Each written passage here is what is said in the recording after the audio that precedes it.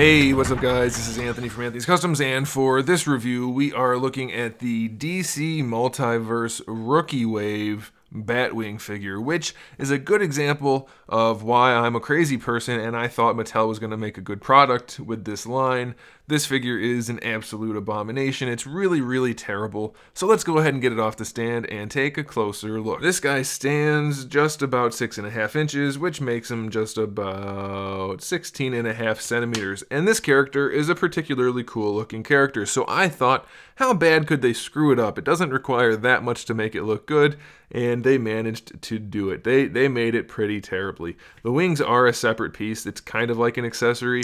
You can just take them off if you want to. There's no detail to them at all. I mean, there's the tiniest bit of panel lining in the sculpt, but it's just molded in this weird plastic, and it's not really metallic, it's not really transparent, but it is transparent and kind of sparkly. I don't know, it's weird, it's ugly. So let's set that aside. Now the rest of the figure is molded in a plastic very similar to those current Power Rangers, those legacy figures that are kind of translucent metallic. That's what this guy is, only less metallic, just a tiny hint of sparkle. A whole lot of transparent plastic.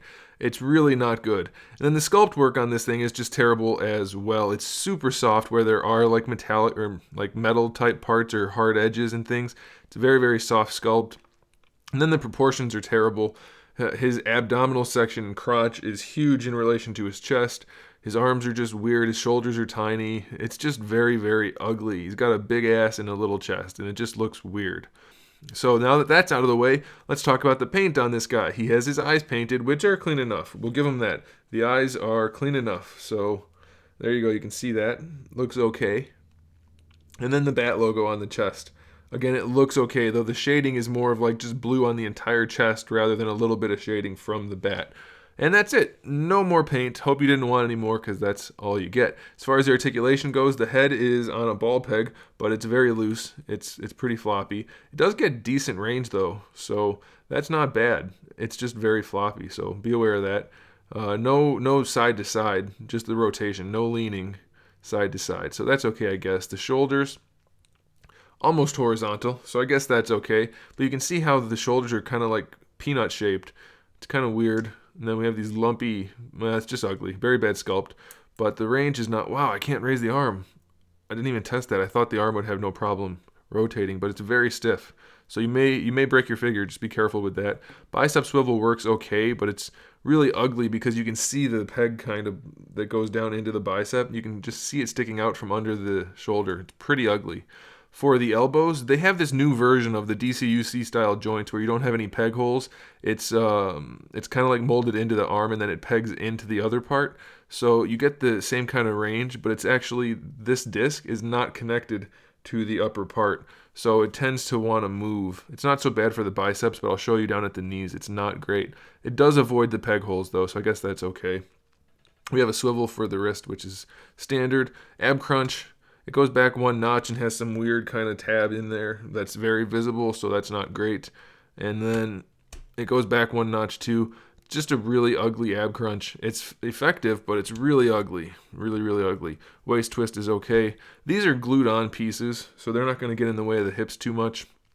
But the hips drop or come out all the way down here, so it's like dropped out and then they swing out. So they won't get in the way too much anyway.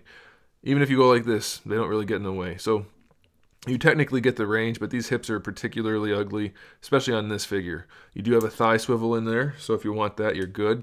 And then for the knees, look at that. The knees don't even line up with the thighs. The cutout on the thigh, the upper part, doesn't match the bottom part at all. And then when you go to bend the knee, you can see it's just flexing on that peg that I was talking about, the way it pegs into the lower leg. It doesn't even really want to bend, it just flexes. And then if you really force it, you can get almost 90 degrees out of it.